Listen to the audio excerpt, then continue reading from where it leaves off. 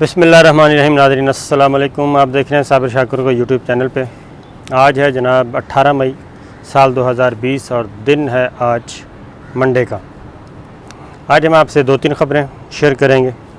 एक ख़बर तो होगी पिछली वीडियो जो है, जिसमें हमने अफ़गान तालिबान का ज़िक्र किया था। उन्होंने एक अनाउंसमेंट की थी, एक इंटरव्यू दिया था। उनके चीफ़ जो नेगोशिएटर है, चीफ़ सालिस जिनको कहते हैं, उन्होंने, और फिर एक उनका प्रेस रिलीज़ था। उस पर हमने आपको एक मुफस्सल ख़बर दी थी। एक तो उस पर बात करेंगे क्योंकि काफ़ी उस पर गुफ्तगू हो रही है, सोशल मीडिया पे भी हो रही है। हमारे कुछ दोस्त भी उस पर कमेंट्स किए हैं और इस वीडियो के नीचे भी बहुत कुछ आपने मुख्तलिफ़ लोगों ने मुख्तलिफ़ तरीक़ों से अपने कमेंट्स दिए। एक तो उस पर बात करेंगे और दूसरा हम करेंगे पाकिस्तान के बारे में बात। जनाब, पाकिस्तान में ईद की खुशियाँ जो हैं वो वापस आ रही हैं और लॉकडाउन ख़त्म हो रहा है आहिस्ता आहिस्ता और ज़िंदगी मामूल पे आ रही है। आज सुप्रीम कोर्ट ऑफ पाकिस्तान में भी ये मामला ज़ेर बहस था। कोरोना वायरस का अज़ ख़ुद नोटिस और सुप्रीम कोर्ट ने भी अहकामात जारी किए हैं। और जो एक बदनज़मी और बदमज़गी और क्या कहना चाहिए, अनडिसिप्लिन्ड किस्म की वफाक और सूबों के दरमियान और ख़ास तौर पे सूबा सिंध और वफाक की जो आपस में ठनी हुई है, उस पर भी बात हुई। तो सबसे पहले मैं आपसे बात करूँगा अफ़गान तालिबान वाली स्टोरी पे। सूरत हाल ये है कि मैंने तारीख़ जो है वो किताबों में भी पढ़ी, लेकिन मुझे तारीख़ पाकिस्तान जो है, तहरीक पाकिस्तान, वो मुझे वालिद साहब ने बताई और मेरे वालिद मरहूम ने, क्योंकि वो हिजरत करके, हमारा पूरे का पूरा ख़ानदान तकरीबन 15-20 गाँव थे, डिस्ट्रिक्ट हसार, तहसील सरसा और आगे फिर गांव का नाम था दड़बी, इंडिया का है।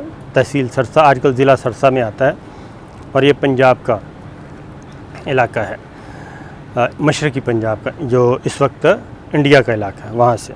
तो वहाँ से हमारा ये सारे का सारा हमारे पूरा ख़ानदान जो है वो हिजरत करके आया था।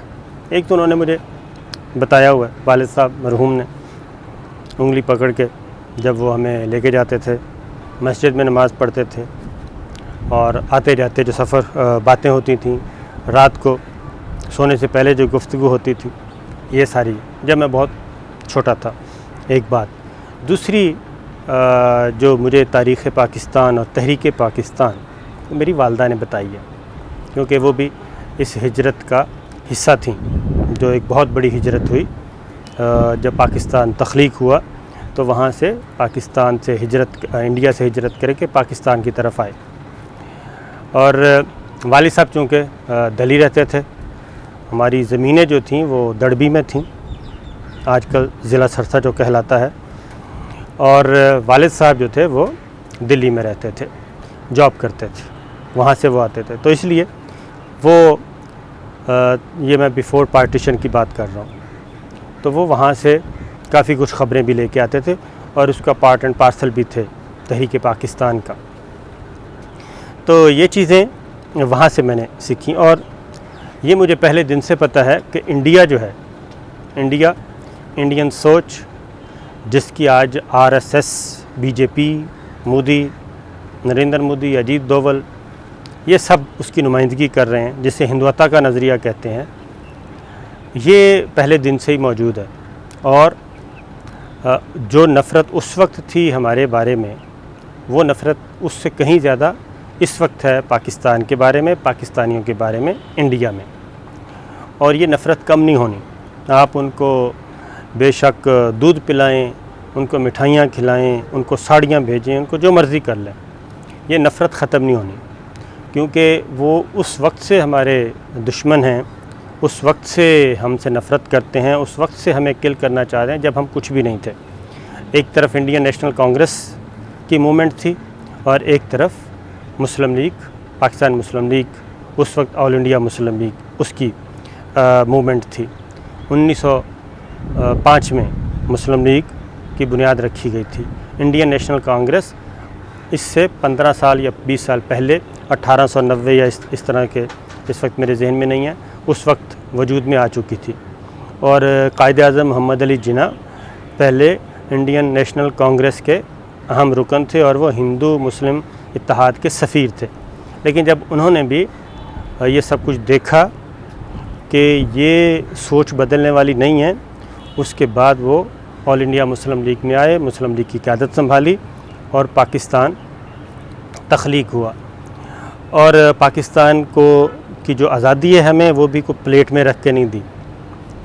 जब अंग्रेज़ ने भी सोच लिया कि ये जो आज़ादी है वो दिमाग और दिल में होती है, सोच में होती है, और ग़ुलामी भी यहीं होती है। अगर आप ज़हनी तौर पे ग़ुलाम हो जाएं, ज़हनी तौर पे अपने आप को आप ग़ुलाम समझना शुरू कर दें और किसी की इताअत कबूल कर लें, तो बात ख़त्म हो जाती है। और अगर आप ज़हनी तौर पे जब तक नहीं करेंगे, उनको फिर दबाया नहीं जा सकता, वो सोच ख़त्म नहीं हो सकती। आप एटम बम का इस्तेमाल कर लें, आप पैलेट गन्स का इस्तेमाल कर लें, आप केमिकल वेपन इस्तेमाल कर लें, आप नस्ल कुशी शुरू कर दें, नस्लों की नस्लें तबाह कर दें, उससे कोई फ़र्क नहीं पड़ता। तो मुझे तो मेरी वालदा ने बताया हुआ है, मेरे वालिद साहब ने भी बताया हुआ। उसके बाद फिर मैं स्कूल में गया तो फिर किताबें पढ़ी।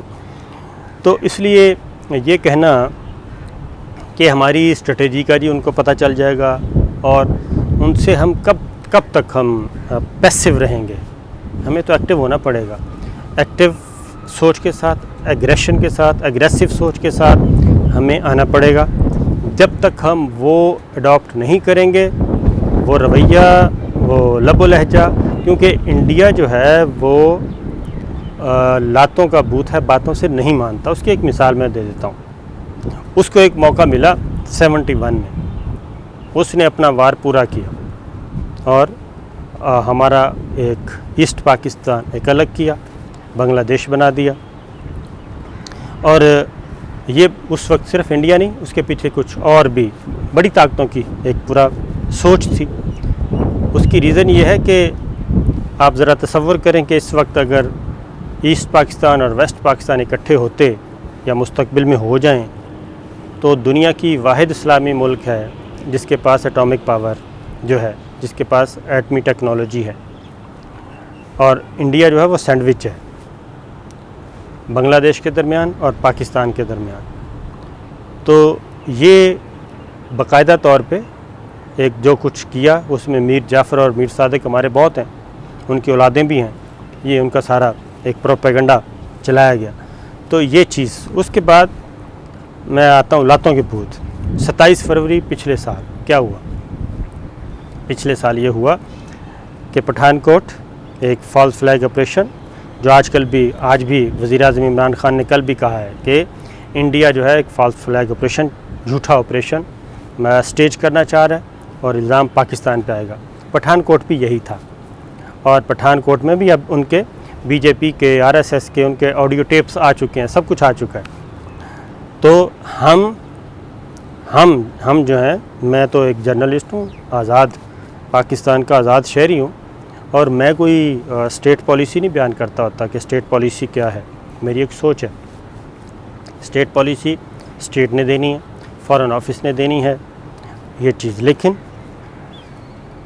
एक चीज़ की खुशी तो होती है जब दुश्मन पे अगर कोई ज़रब कारी लगे तो खुशी तो होती है। खैर, वो पठानकोट, उसके बाद 27 फरवरी पठानकोट के बाद क्या हुआ, उन्होंने हम बालाकोट में एक फुसफुसा सा एक बम फेंक के भाग गए।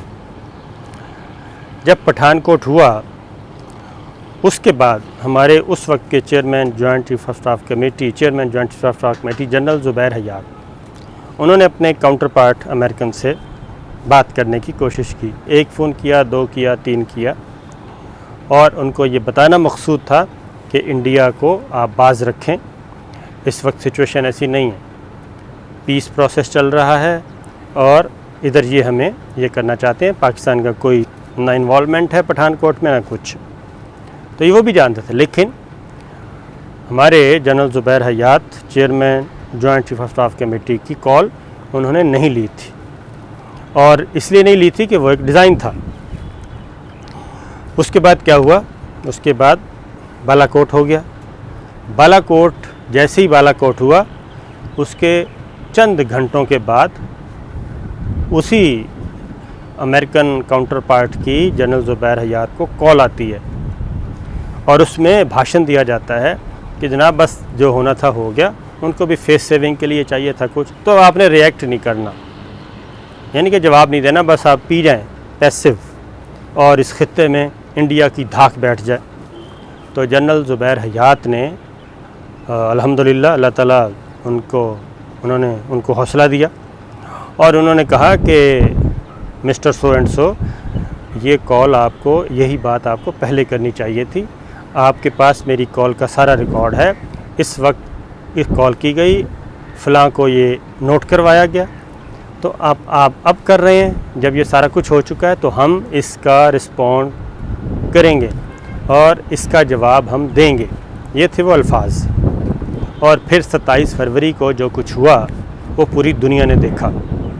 24 घंटे के अंदर अंदर अफ़वाज पाकिस्तान ने, मुसल्लह अफ़वाज ने मिल के एक रिस्पॉन्स दिया और 2 तैयारे गिराए। अभिनंदन गिरफ़्तार हुआ, ज़िंदा जावेद पायलट गिरफ़्तार किया, पूरी दुनिया को दिखाया। उसकी एक लंबी वीडियो, ऑडियो वीडियो, पूरी रिकॉर्डिंग है, पूरी फ़िल्म है, जितनी देर हमारे पास रहा है वो अगर हम चलाना शुरू कर दें तो कई फ़िल्में बन जाएंगी। इसलिए इसी तरीके से कुलभूषण यादव, रॉ का अफसर, गिरफ़्तार हो गया, उसकी भी माशाल्लाह बहुत सारी चीज़ें मौजूद हैं और वो भी अगर हम चलाना शुरू कर दें तो कोई मसला ही नहीं है। वो नेटफ्लिक्स पे ये तो फेक बनाते हैं ना स्टोरीज़, एक क्या कहते हैं, बड़ी हैं इंडियन मीडिया की, एक स्टेज ड्रामे बने पड़े हैं नेटफ्लिक्स, ये तो हमारे पास ओरिजिनल है और ये इतनी पॉपुलर हो आप तसव्वुर नहीं कर सकते। तो खैर, तो अफ़गानिस्तान वापस तो ठीक ठाक मार पड़ी, तो क्या इंडिया ने हमें जवाब दिया? बहुत धमकियाँ दी, हमारे इतने टारगेट कर लिए। उसका जवाब गया कि अगर आप हमें 9 टारगेट करेंगे तो हम आपके 27 टारगेट करेंगे और ये टारगेट करेंगे। तो इंडिया सिर्फ यही ज़ुबान समझता है, क्योंकि दुनिया में अगर आप 3 बड़े दुश्मनों का नाम लेंगे, पाकिस्तान के 3 बड़े दुश्मन, तो उनमें सबसे नंबर 1 इंडिया है, इसके अलावा कोई नहीं है। अब अफ़गान तालिबान पे आ जाएं। अफ़गान तालिबान ने पहले मार खाई अफ़गानियों ने रशियन जिहाद के ख़िलाफ़। उस वक्त यही इंडिया था, यही इंडियन इस्टेब्लिशमेंट थी, यही इंडियन आर्मी थी, यही इंडियन रॉ थी, वो उस वक्त सपोर्ट कर रही थी अब इन्हीं मुजाहिदीन के ख़िलाफ़ रशिया को। 20 साल वो लड़ाई लड़ी। 20 साल के बाद कोई सुख का सांस आया, उसके बाद फिर 9/11 के बाद लड़ाई शुरू हुई। फिर इंडिया ने क्या किया? इंडिया जाके बैठ गया, अमेरिका का पिट्ठू बन के जाके बैठ गया। उसको जनाब हम फ़िक्र ही ना करें। क्या हुआ? शिकस्त फाश हुई। अब इंडिया का अरबों खरबों डॉलर उनको डूबता हुआ नज़र आ रहा है, चीखे मार रहे हैं वो। अमेरिकन ने और अफ़गान तालिबान ने आपस में मुआहदा कर लिया है, पीस एग्रीमेंट कर लिया है। अशरफ गनी को अपनी मौत नज़र आ रही है, सियासी मौत मुस्तकबिल में। अब्दुल्ला जो हमने आपको ख़बर दी थी, हमने आपको कभी भी गलत खबर नहीं दी। अब्दुल्ला और अशरफ गनी के दरमियान बिल आखिर अब्दुल्ला को, अब अशरफ गनी साहब को वो नया एग्रीमेंट उस पर बात भी कर लेंगे कि उस पर अशरफ गनी साहब ने क्या लूज़ किया और अब्दुल्ला ने क्या गेन किया, और अब्दुल्ला को इस पीस प्रोसेस का चीफ़ बना दिया गया है। वो इसको डील करेंगे, क्योंकि अशरफ गनी साहब की नीयत में खोट है। अशरफ गनी साहब इस वक्त दिल्ली के साथ जुड़े हुए हैं और दिल्ली अशरफ गनी साहब को कह रहा है कि हम फ़िक्र ही ना करें, करना वरना कुछ नहीं है। वो अमेरिकन के साथ मिलके इंडिया कुछ नहीं कर सका, तो वो क्या अशरफ गनी साहब के साथ मिलके इंडिया कुछ करेगा? तो अफ़गान तालिबान भी बच्चे नहीं हैं, उनको भी पता है। तो 20 साल उन्होंने यह मार खाई, 40 साल उन्होंने अपना खून दिया, और वहाँ पे भारतीय कौंसलेट खाने वो क्या कर रहे हैं? वो यही कर रहे हैं कि हमने तालिबान के ख़िलाफ़ एक नई दाइश को कौन सपोर्ट कर रहा है? इंडिया कर रहा है, और किसने करना है? तो इसलिए अगर आप ये तसव्वुर करें कितनी बड़ी, कहते हैं जी हम, अजीत डोवल डॉक्ट्राइन, कितना बड़ा डॉक्ट्राइन है, सोचें ज़रा। क्या क्या फ़लसफ़ा पेश किया गया। वीडियो किसी दिन मैं आपको सारी वीडियोज़ ना उनकी एक ही दफ़ा सुना दूँगा कि वाह वाह वाह वाह जनाब। हमारे पास अजीत डोवल डॉक्ट्राइन क्या है, इसको इंडिया पाकिस्तान के जनाब हिस्से बखरे कर देंगे नाउज़ुबिल्लाह। कराची को अलग कर देंगे, बलूचिस्तान को अलग कर देंगे, KPK को अलग कर देंगे, पंजाब को अलग कर देंगे, KPK के 2 टुकड़े कर देंगे। ये एक हसीन ख्वाब थे जो कि सारे के सारे खाक में मिल गए। और हमने अल्हम्दुलिल्लाह पाकिस्तान ने, पाकिस्तान के इदारों ने, पाकिस्तान की इंटेलिजेंस एजेंसीज़ ने, अफ़वाज पाकिस्तान ने, पाकिस्तान की कौम ने और पाकिस्तान के हर इदारे ने, खा वो सिविल या मिलिट्री, हर इदारे ने 9/11 के बाद जो जंग मुसल्लत की गई थी उससे बखूबी लड़ा। और हर सोसाइटी के सेगमेंट की उसमें खून शामिल है, खून, कुर्बानी नहीं, खून शामिल है। कोई ऐसा शोबा नहीं जिसने खून न दिया हो, जिसका बंदा शहीद ना हुआ पाकिस्तान में इस लड़ाई में। तो लिहाजा अब वो दिन बदलने वाले हैं और अफ़गान तालिबान ने ये बता दिया। अब डिप्लोमेसी का अपना तरीका बताने का और पॉलिटिशियन का अपना तरीका होता है बयान करने का और जर्नलिस्ट का अपना तरीका होता है बयान करने का। और अगर आप सोचें ज़रा कि ये फ़ेक न्यूज़ है, अगर फ़ेक न्यूज़ से इंडिया जो कि उसका क्लेम देखें कितना बड़ा, जो पाकिस्तान के भी हिस्से बखरे करना चाह रहा है, जो अफ़गानिस्तान में भी अपनी हुकूमत, जो चाइना के साथ आपने देखा, उसको एक वीडियो देख लें कि चाइनीज़ आर्मी उसके साथ क्या कुत्ते कर रही है, लाइन ऑफ कंट्रोल पे खड़े हो गए इंटरनेशनल बॉर्डर पे इंडियन आर्मी के साथ, और वो किस तरह से मिन्नतें कर रहे हैं। तो इसलिए ये जहन में रखिए कि अगर एक मामूली सा जर्नलिस्ट, मामूली सा रिपोर्टर हो, उसकी एक ख़बर पे इंडिया की इतनी चीखें निकल सकती हैं और इतना कुछ हवा खड़ा किया जा सकता है। अगर ये फ़ेक न्यूज़ है और अगर ये ख़बर सच साबित हो गई तो ज़रा सोचें इंडिया की हिम्मत और इंडिया का अज़्म व इस्तक़लाल और इंडिया की ये सो कॉल्ड क्या कहना चाहिए गुंडागर्दियाँ कहाँ खड़ी होंगी। तो इसलिए ये हम जो भी आपको बताते हैं सोच समझ के देते हैं और एक सोच है हमारी, और वो सोच है पाकिस्तान जिंदाबाद की सोच। तो फ़िलहाल इतना ही, इंशाअल्लाह अगली वीडियो में फिर हाज़िर होंगे जनाब, आपको ताज़ा तरीन ख़बरें भी देंगे। मैंने कहा ज़रा पिछली वीडियो के जो असरात हैं उसके बारे में बता दूं, और हमारी बातों को, हमारा काम है ख़बर देना, हमारा काम है कन्वे करना। आप मुतमिन हों तो उसको ऑन करें, ना मुतमिन हो तो आप उसको छोड़ दें।